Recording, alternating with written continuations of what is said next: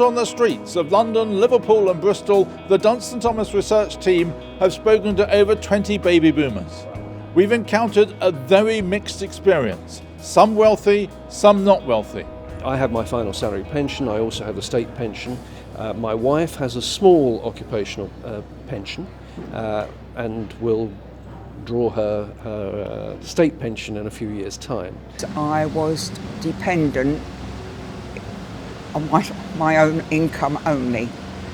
I did get 2 small private pensions, one Reliance Mutual, one Berkshire and Maidenhead Social Services, and obviously a state pension. I get a £5 odd pension credit each week, and I do get help with my council tax. I am used to budgeting very well, and I don't feel deprived in any way. So I feel life is quite good. My original scheme was one that started in 1956 when Harold Macmillan was Chancellor of the Exchequer and for the first time allowed self-employed people to get a deduction for paying a premium to secure retirement annuities when they retired. That's long gone, but it's been transmogrified into SIPs and things like that. My scheme I've transferred into a SIP. It's run by some people in just outside Bristol, and it will pay me a pension when I retire. Well, my pension is not very big. I've paid £20 a month into a Prudential pension since the mid-80s. It's worth about 40,000, maybe 45,000. When I do take that out, it will not go into an annuity. It will almost certainly go back into property. I had one pension. At Cooper's, I had a pension, but also had AVCs. The same thing happened when I went to Hitachi, that I joined their pension scheme and their AVC scheme. And then when I went freelance, I set up another pension scheme from my own company. And at a certain point, my financial advisor said it would make it a lot easier to manage these and probably also help reduce the fees if we consolidated them into one. And so we boiled them all down 6 into 1.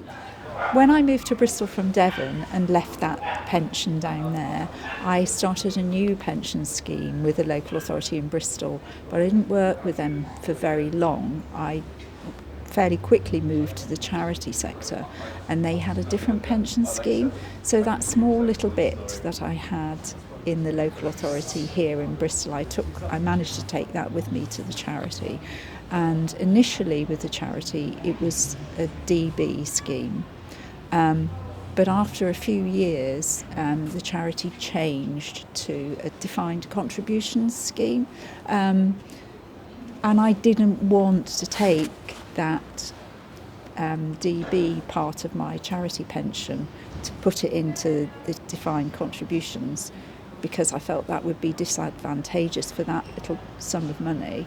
So that's paid up and it's still there, and I've been paying into the defined contribution scheme, and I'm still paying into it. I've reduced my hours now to part-time, so the payments into it have reduced, but I'm still paying into it. I plan to retire at the end of this year, and then obviously everything will not be paid in any longer. That'll be it, and I'll be looking to draw upon my various pension pots at that time. My employment history is I used to be a police inspector. I worked for the police for 31 years. So I have a decent occupational pension, a final salary scheme pension, which is worth about £32,500 a year. I'm still working. I left the police service 11 years ago, worked for the local authority for a few years, then for personal reasons returned to working for the police service, not as a police officer, but investigating complaints against the police as a member of staff, and also assessing complaints. So essentially an office-based job, which I'm working 3 days a week now, things in about £18,000 a year. I'm also paying in towards a pension scheme at the moment. I put money into the Pru bond with Prudential, and a fund with GA, which is now Aviva. I had to retire at 55. That's the terms of your contract and employment. And I came back to the UK to live, where I found the money I could take from the Pru bond, which is $12,500 a year, plus 75% of a government pension here, was enough for my wife and I. We had savings in addition to that.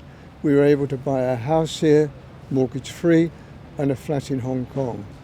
And we have no debt, and we have little outlay. So we are happy at the moment. Frankly, it's a half and half world. Half of baby boomers have DB, half of them don't.